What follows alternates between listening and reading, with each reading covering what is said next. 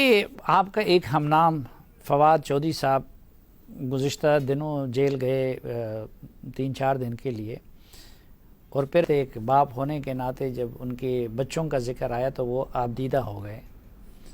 تو آپ تو کئی سال تک رہے اور بہت کچھ ہوتا رہا، تو اس دوران آپ کی فیملی پہ کیا گزرا اور وہ کتنے سفر ہو گئے؟ جی بڑا مشکل وقت. جی میں تو یہی سمجھتا ہوں کہ جو سب سے بڑا ظلم ہوا وہ تو فیملی انسان کسی بھی دیکھیں، میں سلیم بھائی میں کوئی سونے کا چمچہ منہ میں لے کر پیدا نہیں ہوا تھا.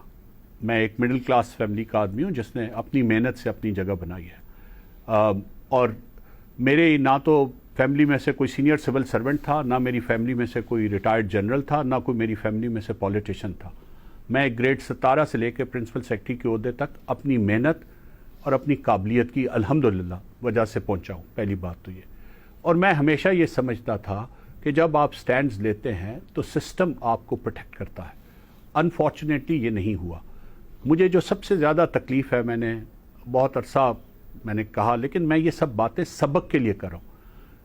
جس دن مجھے میری گرفتاری ہوئی، اسی دن شام کو جب میں نے یہ کاغذ دستخط کرنے سے انکار کر دیا تو نیب کی 15-16 لوگوں کی ایک ٹیم میرے گھر پہ آ گئی مجھے ساتھ لے کے، اور اس کے بعد انہوں نے اگلے 3 گھنٹے تک میرے گھر پہ چھاپا مارا، بغیر کسی وارنٹ کے، بغیر کسی اجازت نامے کے، بغیر کسی قانونی آتھرائزیشن کے. میری ساس جو میرے ساتھ رہتی ہیں، کیونکہ میری وائف جو ہیں وہ اکلوتی بیٹیاں، اکلوتی اولاد ہیں، تو وہ ہمارے ساتھ 20-22 سال سے رہتی ہیں. انہوں نے جب ان لوگوں کو اندر آتے دیکھا تو ان کے ذہن پہ ایک ایسا اثر ہوا کہ وہ اس وقت سے ڈیمنشیا کی مریض بن چکی ہیں. ان کو وقت کا، ٹائم کا، اسپیس کا کوئی احساس باقی نہیں رہا. وہ کسی وقت تو مجھے پہچان لیتی ہیں، کسی وقت تو اپنی بیٹی کو پہچان لیتی ہیں، کسی وقت اپنے نواسے یا نواسی کو پہچان لیتی ہیں، لیکن اکثر اوقات نہیں پہچانتی. انہیں یہ ذہن میں نہیں ہوتا کہ میں کہاں ہوں اور کہاں نہیں ہوں. تو میں سمجھتا ہوں کہ سب سے کیا ہوا؟ جی میں دیکھیں، کسی بھی بیٹی کے لیے سب سے تکلیف کی بات تو یہی ہے کہ اس کی ماں اس کو پہچاننے سے انکار کر دے. آپ اس دکھ کا اندازہ لگائیں. یا کسی بھی نواسے یا نواسی کے لیے تو سب سے بڑی اپنے بزرگوں کو اس حالت میں دیکھنا سب سے زیادہ تکلیف کا باعث ہوتا ہے. میں شکر کرتا ہوں خدا کا کہ میری والدہ، جن کی جان میری زندگی میں تھی، وہ اس سے پہلے دنیا سے چلی گئی تھی. اگر یہ ان کے سامنے ہوتا یا میرے والد کے سامنے ہوتا تو شاید یہ تکلیف اس سے زیادہ ہوتی. میں یہ سب باتیں سبق کے لیے کر رہا ہوں، اس لیے کر رہا ہوں کہ لوگوں کو یہ احساس ہو کہ وہ جب یہ سب کچھ کرتے ہیں، یہ فیصلے کرنے سے پہلے ان کو ذرا یہ سوچنا چاہیے، اگر میرا قصور تھا تو سزا مجھے ملنی چاہیے تھی، میری بیٹی کو نہیں ملنی چاہیے تھی جس کی شادی 2 سال کی تاخیر سے ہوئی.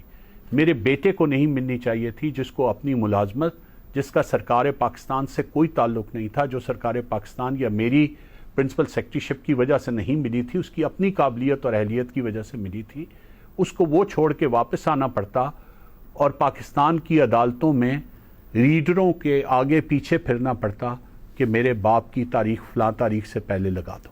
اس کے علاوہ جو مالی نقصان ہے اس کو میں کہتا ہوں بھول جائیں.